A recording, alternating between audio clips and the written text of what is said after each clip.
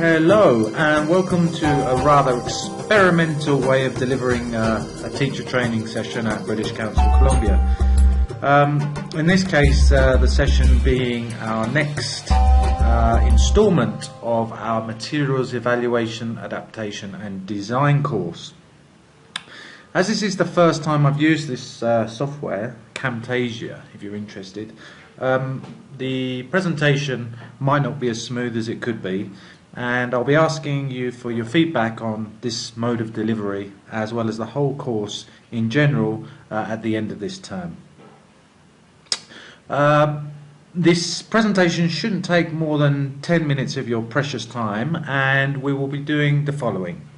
First of all, we'll be reviewing the course content so far, the Materials Evaluation, Adaptation and Design course.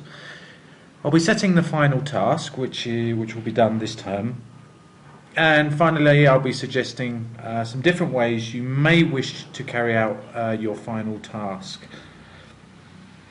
Okay, so as I said, this presentation shouldn't take up too much of your time.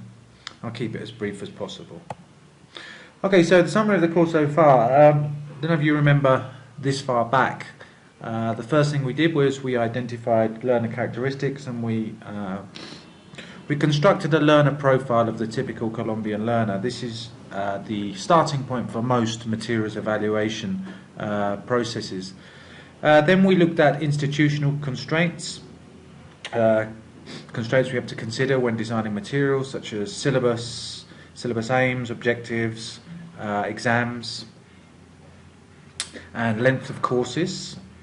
Then we use these two to analyse our course books, and from that we identified some deficiencies in the material, and this is a starting point for materials adaptation. We then listed different ways you can adapt your course book or adapt material in general, and we analysed an example of a fairly simple adaptation that I did for my intermediate learners. Then me and Steve, we showed you how to successfully integrate the IWB into your teaching, into your materials. And then what we did, we looked at our elective modules, which was exploring adaptations, incorporating tasks, incorporating self-access material and learner autonomy, incorporating ICT, and finally authentic materials. And these four electives were basically decided from student focus groups in which they identified what they consider to be a positive learning experience. So that's basically what we did. And if anyone would like a copy of the PowerPoint presentation, which has basically got everything on there, just let me know and I can send that to you via mail. Okay, so this is your final task, and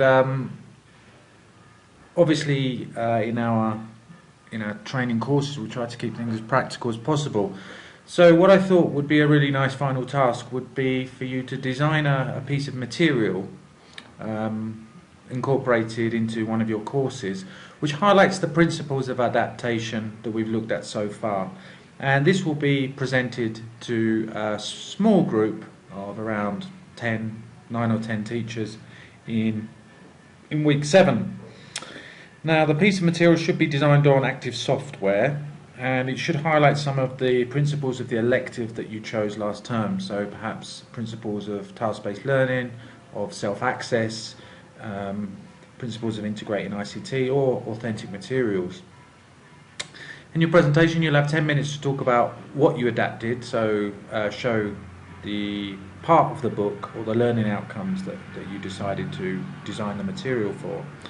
Why you adapted the material, what deficiencies you saw in the material relating to contextual factors, student needs, preferences or institutional constraints, and then how you adapted it, and finally to what extent you feel that the material was a success. I'll be sending you information about the groups based on your teaching experience, so I'll try and pair up some of the more experienced teachers with some of the less experienced teachers, and also based on the elective you chose. So I'll be sending those groups through hopefully on Friday, so you get an idea of who you're working with. The idea is that you do collaborate, so I don't want in the final session it should be one piece of material per group rather than one piece of material per individual. Yeah, so hopefully we'll kind of encourage a little bit of collaboration there. Okay, so that's your final task.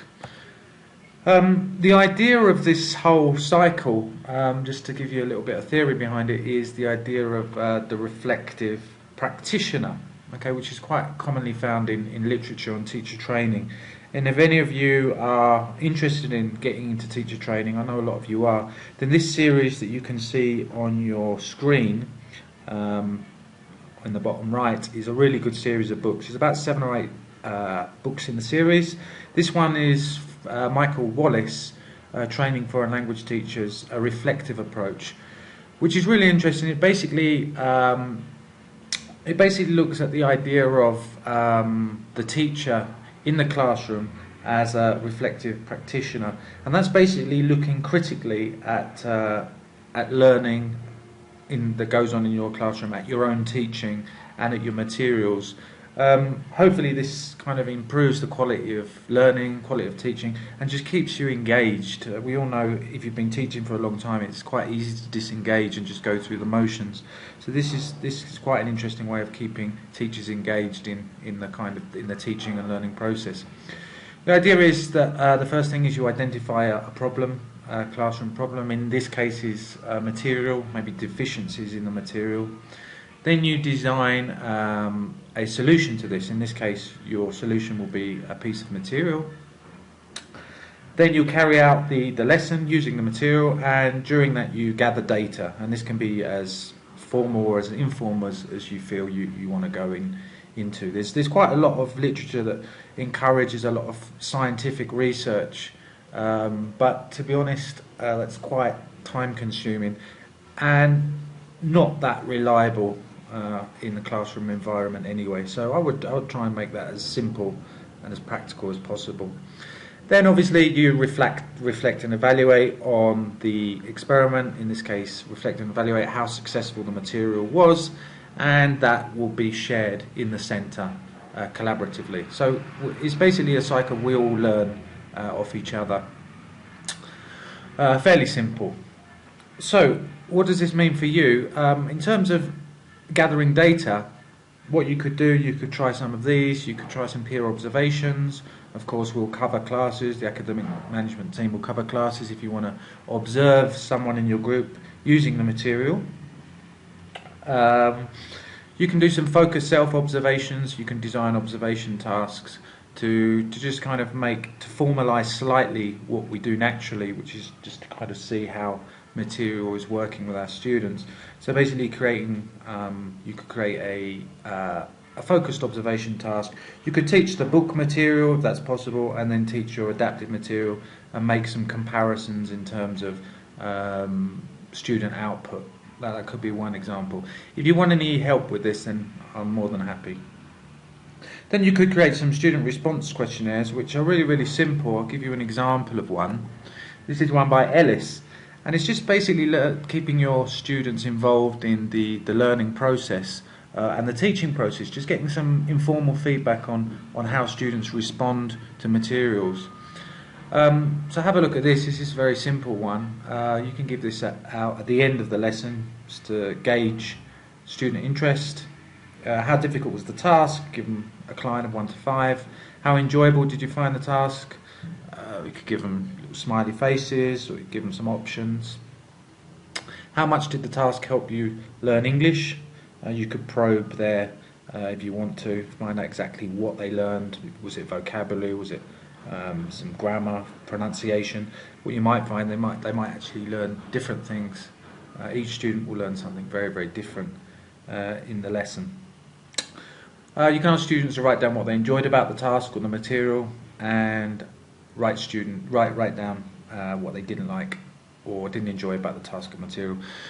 Very, very simple. Really nice way of getting some student feedback, and kind of makes your research, if you want to call it research, a little bit more robust. It's a good habit to get into anyway. Okay, so that's about it, really.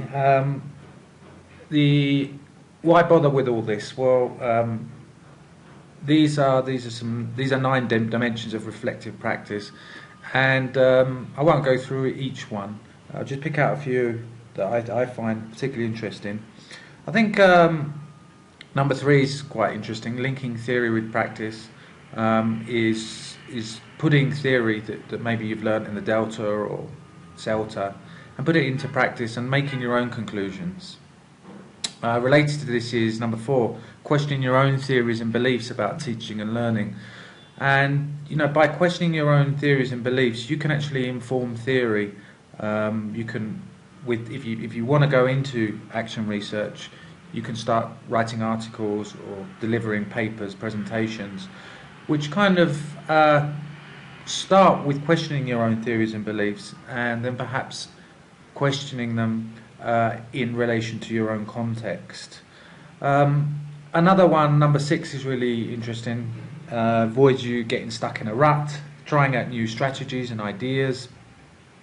7, 8 and 9 are very, very closely linked. Is maximising student learning and quality teaching, which is basically what we're trying to do.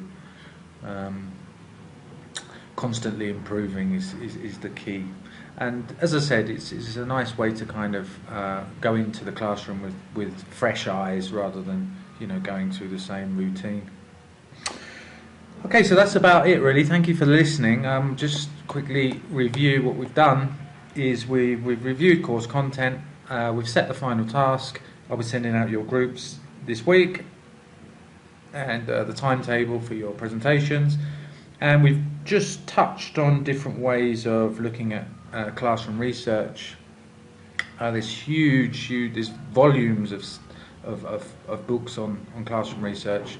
If any of you want any information about classroom research, if you want information about teacher training in general, how this all fits in, please come and just grab me whenever I'm around. Okay, so thank you very much, and thank you for listening.